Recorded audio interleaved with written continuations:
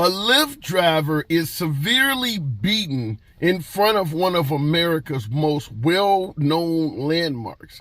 Nevertheless, in this particular event, I want you to hear the story because there are a host of red flags, things you should not do, whether driving for Uber or Lyft, that would make this fairly avoidable.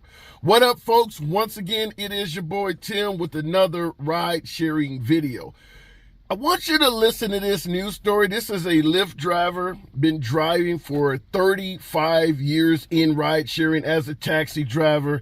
And according to his own words, this is the first time he's ever endured such a beating.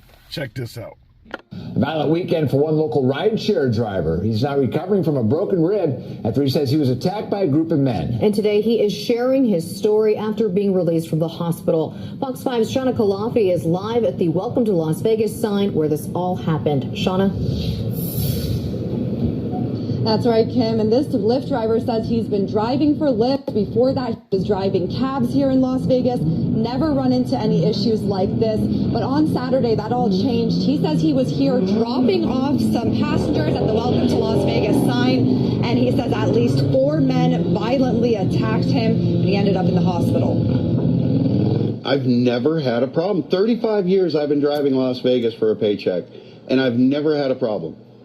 Never had an incident. Until last weekend, 57-year-old Tim Lang was on the clock driving for Lyft Saturday afternoon on his way to drop off passengers at the Welcome to Las Vegas sign. He ran into a large group of cyclists, says he saw an opening and made a U-turn. Guy on a skateboard that was about 20 feet behind me comes skateboarding up and started slapping my car, telling me, "You gotta wait, we have the right of way." Lang says he thought that was the end of it, but after he dropped his passengers off and was waiting for his next pickup, the man came back, and this time he wasn't alone. And he come up, fists up, and I'm thinking, oh, so I put my fists up, and that's when I noticed 3 of his buddies surrounding me and closing in. And Lang says he endured 2 rounds of beatings, with some of the men holding him down while the others kicked him in the head and body, leaving Lang with a broken rib and painful bruises that sent him to the hospital. I'm more upset at the people that watched me get the beat down, that didn't try to stop it, because I think that would have just stopped him or something. It's just nobody wants to step in anymore. Nobody wants to get involved, and I don't know. I think that's the sad thing. Lang says he's grateful that he wasn't more seriously injured and that this didn't happen to someone else who may not have been able to walk away.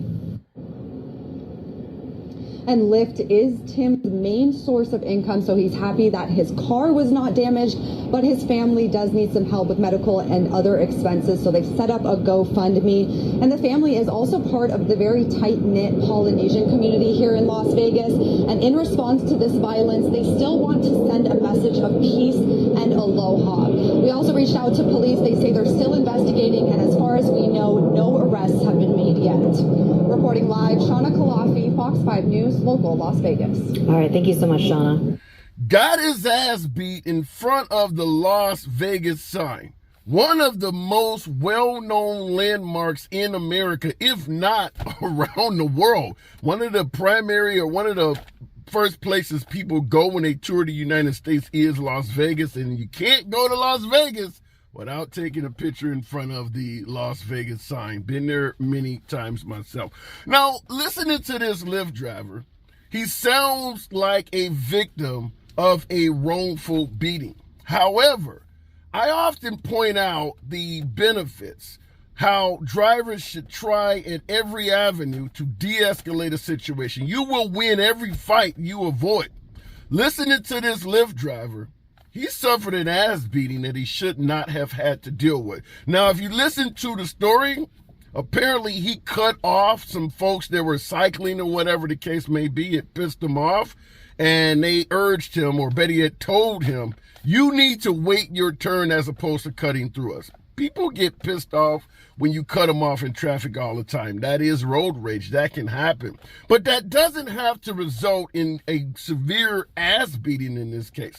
But when you listen to what the Lyft driver states, it should come as no surprise why he ended up in a fight. First of all, he states that the folks were hammering on his car and complaining that he cut them off. That's the first sign that they are violent. Get away from that scenario. Once you drop off your passengers, get the hell away from that scene.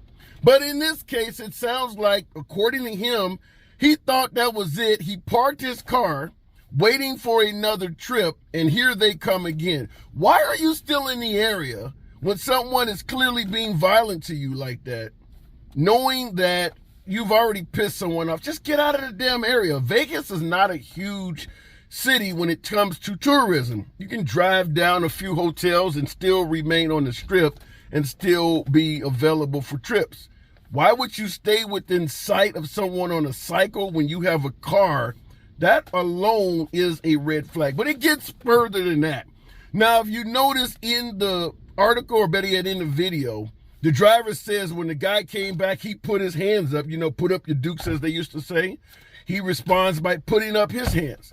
How the hell are you out of your car preparing for a fight? Why are you out of your damn car? Once again, avoiding all types of de-escalation. He is okay with fighting. He got out of the car, was totally down to get in the fight. Got his ass kicked. And here he is. Well, I don't understand why nobody breaks up shit.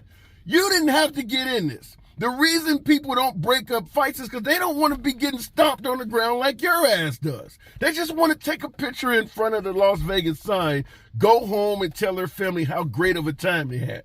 They don't want to get stomped trying to save your ass from a fight that you didn't need to be in. I hate coming at you from this angle because oftentimes us Lyft drivers are true victims, genuine victims of shitty passengers, folks on the street that don't like us, and of course the company abuses the hell out of us. But this is an avoidable conflict. You're outside of your vehicle putting up your defenses. How about just drive the hell off? Why are you in a fight like this? And of course, he didn't know that the assailant had accomplices, and he ended up getting his ass beat. Broken ribs, according to his own testimony. So he got beat up pretty good. In fact, he stated there was multiple rounds of ass kicking. So they beat the hell out of him. Maybe saw him trying to writhe on the ground, recover, and then he came and beat his ass a few more times. So I just hate to come to you with stories like this because this is avoidable. I'm going to assume my veteran drivers in the comments, have you had passengers in particular, or maybe in this case, someone outside the vehicle trying to be violent with you?